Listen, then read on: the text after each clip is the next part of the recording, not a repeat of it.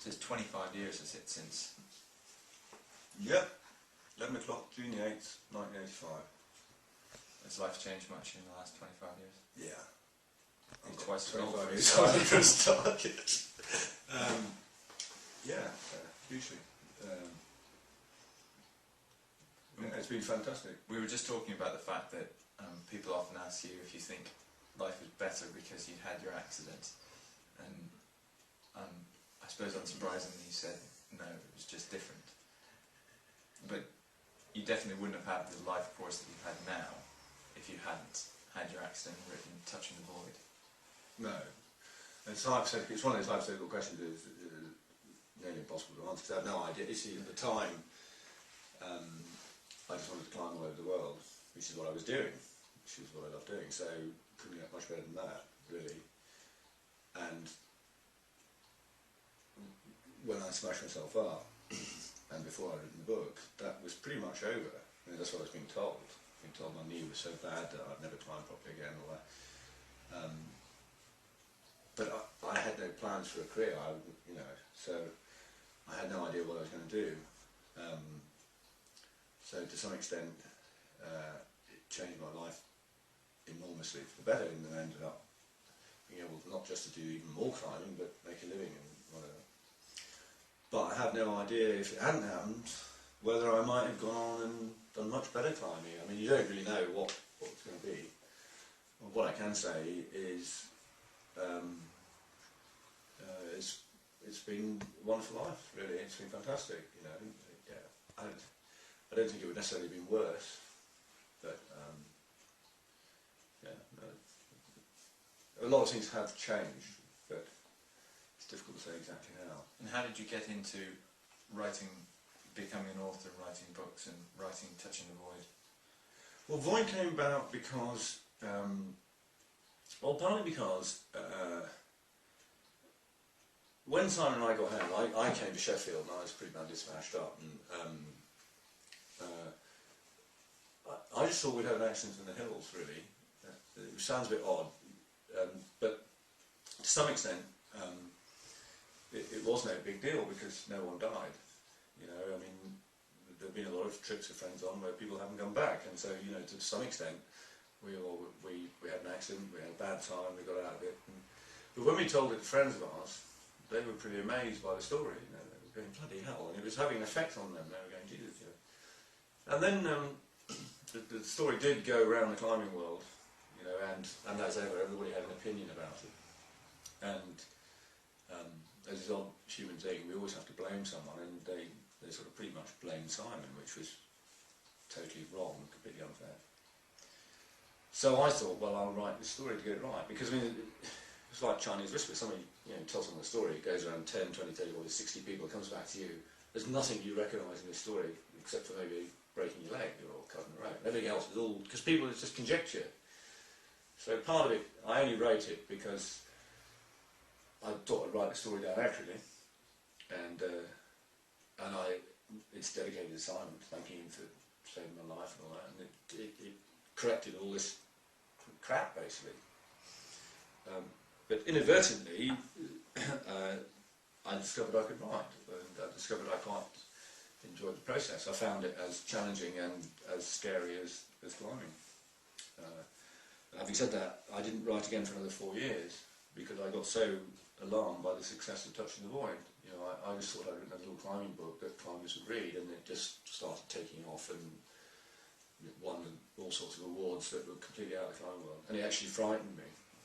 And then I decided, well, let's see if I can write. And I wrote a novel called Horse People, and off I went. So, and I would never have done that if that accident hadn't happened. I'm very aware of that. So. And Touching the Void, is that the best book you think you've written? No, but I would say that, wouldn't I? I mean, it's very difficult, you see.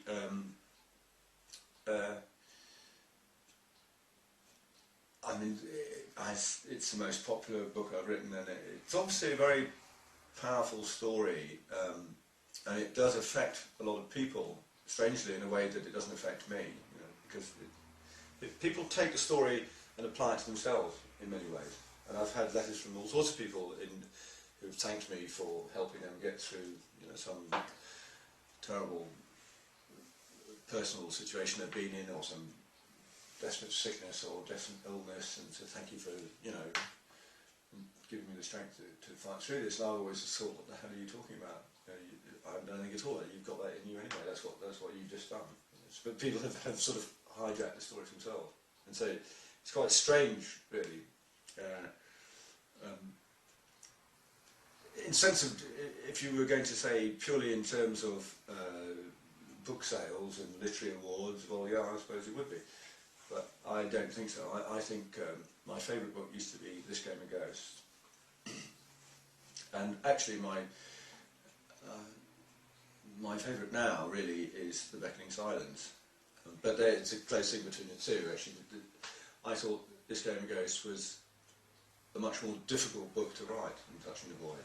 It was, you know, Touching the Void was almost like a stream of consciousness. It just came out 7 weeks for it, before what happened. Whereas This Game of Ghosts is trying to say something about climbing, about why we did it, and about why you were going to accept a death toll of one friend a year and still do it, and it was a mixture of philosophy and adventure and this and that. So from my point of view, I thought that was a better book.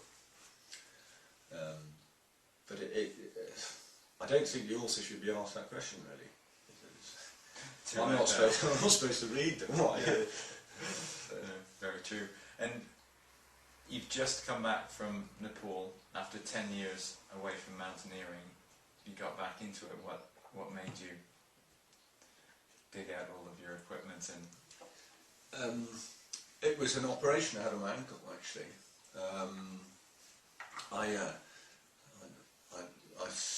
In '85 in Peru, I smashed my knee very badly, a typical plateau fracture, and I broke the ankle. But then 5 years later, in '91, early '91, I absolutely destroyed my left ankle in a big fall on a mountain called Pachermo in Nepal. And ever since then, the ankle's been degrading, and I carried on climbing for about 15 years, and it was just getting more and more painful. You know, in the end, it was like walking around on a broken wine glass, and the fun of climbing was being ruined by the pain of the ankle. And actually, when I was filming on the Eiger for The Beckoning Silence, I felt something snap in my ankle, and I knew something had snapped, and we carried on filming. When I got home, it was x-rayed, and it was an awful long delay because the first radiographer didn't notice what was wrong.